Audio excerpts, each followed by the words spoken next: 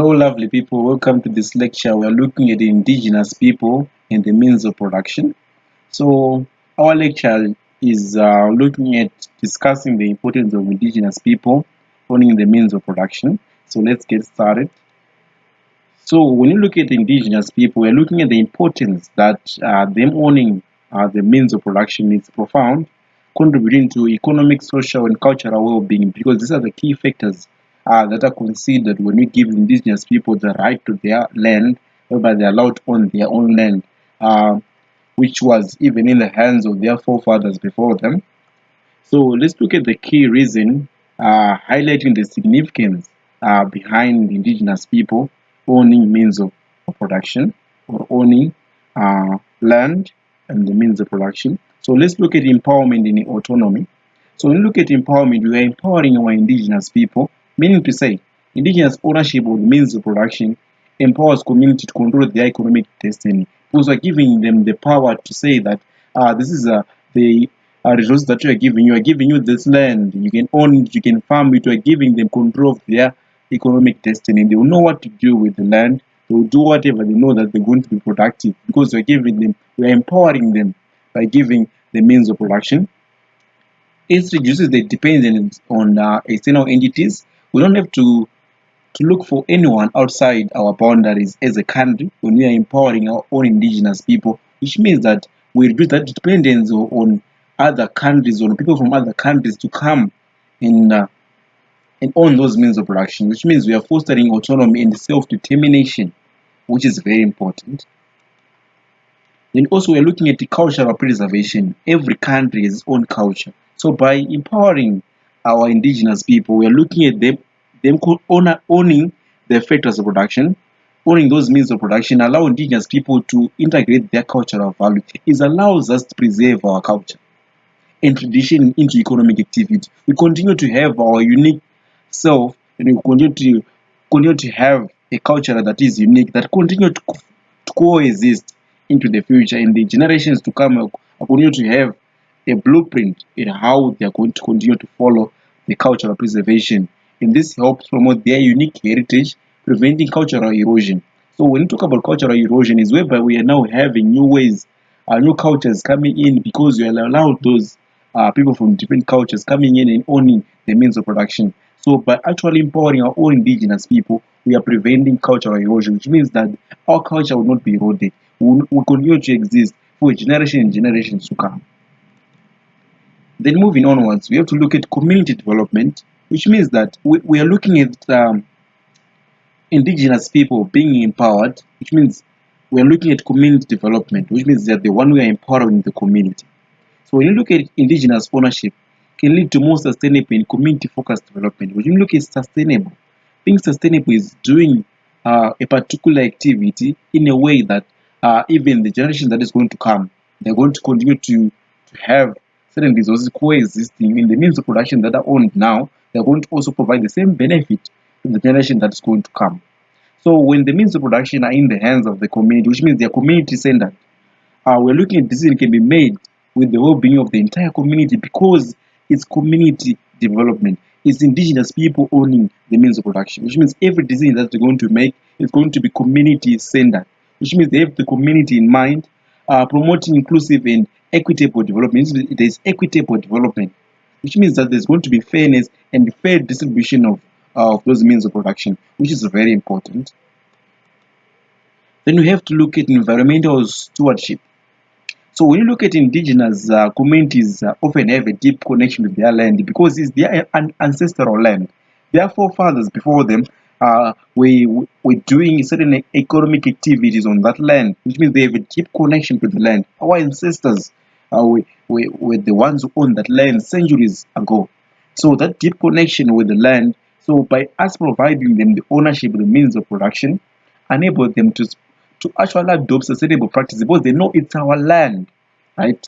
So ensuring the economic activities are in harmony with the environment and preserving our natural resources for future generations. This is very important. The idea of preserving the natural resources for future generations because we want them to continue to have the full economic benefit of having to use those resources, which is one of the most fundamental important thing, the idea of preserving our natural resources, because they can be depleted.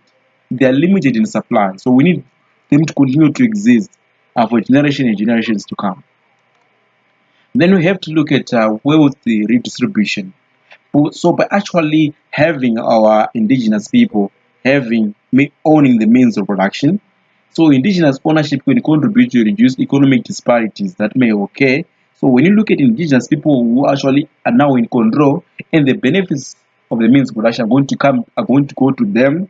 So it helps address the historical inequalities that might be taking place, whereby we are having 1% of the other indigenous people owning more land than the other. So those economic historical inequalities are going to be rectified by that redistribution, where we are giving the means of production to the indigenous people, and that promotes a much more equitable wealth distribution within the community, whereby everyone feel to be part of the process. Everyone needs a fair share of that national cake. Everyone the fair share of those factors of production or the means of production. So also you have to look at cultural industries, which is a very important point, whereby we're looking at indigenous ownership for the development of cultural industries. Cultural industry, we're looking at the idea of arts industry, which is in line with our heritage. Our even the entertainment, even the life and the recorded arts will be in line with our own heritage, even our official language, even our native culture, even our leisure, even our gaming, they will be in line with our culture. So this includes the production of traditional crafts. We have to look at art. We have to also other products that hold cultural significance that still reflects us who we are as a country or as indigenous people. What continue to reflect us through our artwork that shows this. This is the Zimbabwe. These are Zambians. This is what we mean by cultural industries. So such industry can become economically viable while preserving, showcasing industrial culture. This can become a tourist destination, whereby if we can promote those cultural industries, there are going to be foreigners that will come and bring the machine and foreign currency in our country. As long as we have indigenous ownership, they're going to continue to promote cultural industries. Then you have to look at education and skill development. So one of the most important things is that we have to provide the skills to these indigenous people. So the ownership of the means of production will provide that opportunity for them to gain the skill development and education in those indigenous communities. But they need to have the skills to be able to use those means of production. So as people engage in various aspects of those production, they will acquire valuable skills that may be passed down to generations, contributing to community resilience, whereby we have a community that is going to be very strong. That's not going to be weathered by any storm that might come in the coming future, whereby we are equipping the future generation because we have already created a skill development system that they're going to continue to use going into the future. So that's very important, whereby this is all coming as a result of having ownership in uh, in promoting our indigenous people. Then we have social cohesion. This simply means that we're looking at the economic activities rooted in indigenous ownership, often inserting social cohesion within communities, the social connectedness. You see, focus on on the connectedness as a community. We're focusing on social relations.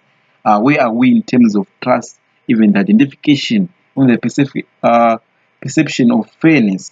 You see, the respect to social rules or civil participation, trust in people, which means we'll be trusting each other. There is issue of acceptance of diversity. So we are looking at working together towards a common economic goal can enhance social bond and foster a sense of solidarity, because you know that this is our land, this is our means of production. We are the indigenous people, we have the right to use these means of production. So that actually fosters a sense of solidarity that can help a country move forward.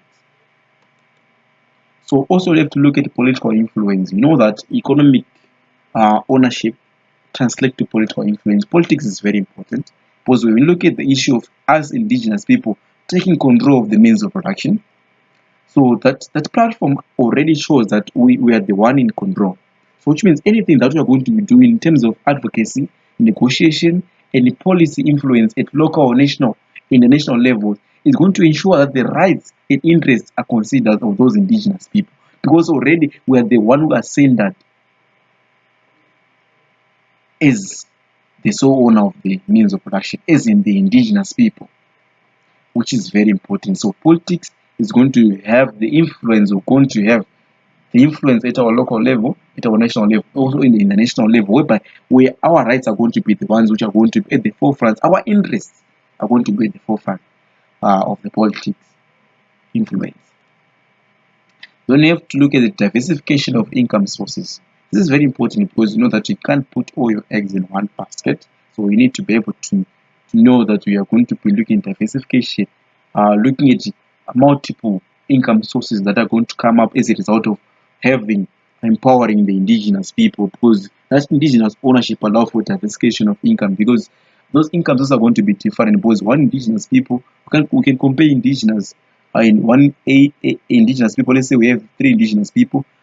A will have his own revenue stream, and B will have his own revenue stream, and C will have his own revenue stream. This is all the diversification of income sources, but they're not going to only be doing one thing. They're going to be have a diversification of income streams, which is very important because that spreads risk. Because this can reduce the vulnerability of economic fluctuation, because that the economy is always fluctuating. But if we have that resilience whereby we are looking at multiple sources, having diversification income streams, whereby we have income streams from mining sector, income streams from agricultural sector, which differentiates, that allows us to have, even if external pressure comes, that provide a much more stable foundation of community well-being, whereby we are fostering that indigenous ownership, having diversification of those income sources is going to be very key, because diversification of income streams spread risk, and also that's how we are going to be less vulnerable in terms of economic fluctuation, because we already have multiple income sources and they are also diversified. So moving on to our summary. So this summary is very important because we are looking at indigenous ownership of the means of production is a key component of sustainable development that goes beyond economic considerations. Why does it go beyond economic consideration? It's because these are the sole owners of the means of production. The sense of belongingness is very important, whereby you are empowering your own indigenous people access to those means of production, which means they are going to continue to looking for sustainable ways of developing, which is very important because it goes beyond economic considerations, because they are the sole owners of those means of production.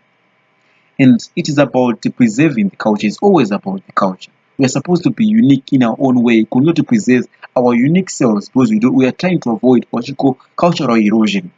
So we are fostering autonomy, ensuring that economic activities align with our values, right, and the aspiration of indigenous communities. That is always the sole responsibility when you look at the idea of us, indigenous people, owning the means of production, because we are looking at how we are going to be aligning our values in the aspiration of our indigenous communities, empowering them, giving them the proper skills. That's how we create a sustainable development, which is key in and having those resources being available for future generations to come. That's all in line with having sustainable development that goes beyond economic considerations. So thank you so much for watching.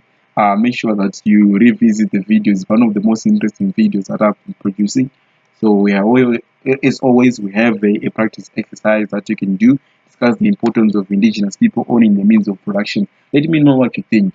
And also you can submit the work to me and I'll see what you were writing about. So thank you so much. Goodbye.